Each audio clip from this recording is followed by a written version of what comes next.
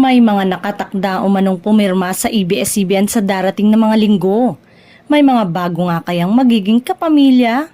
Bongga pa rin ang Star Magic. Marami pa ring loyal na kapamilya ang walang planong layasan sila. Sa katunayan, may mga bituin ang pipirma sa ABS-CBN sa gaganaping Star Magic Red Carpet sa darating na mga buwan.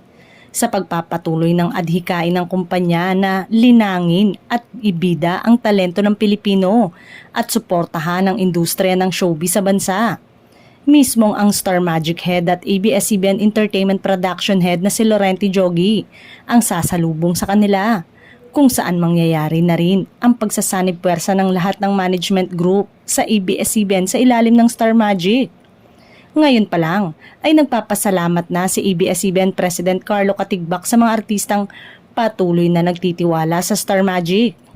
Maaalalang inihayag ni ABS-CBN President sa Pinoy Media Congress ang layunin ng ABS-CBN na mas mapalakas at mas maabot ang Filipino content sa buong mundo at maging instrumento na mas makilala ang talento at galing ng mga Pilipino. Today, our dream is no longer to be a TV station. Our dream is to be a storyteller that tells our story to a global audience. 5 taon na rin palang walang franchise ang ABS-CBN pero tuloy ang kanilang mga ginagawa.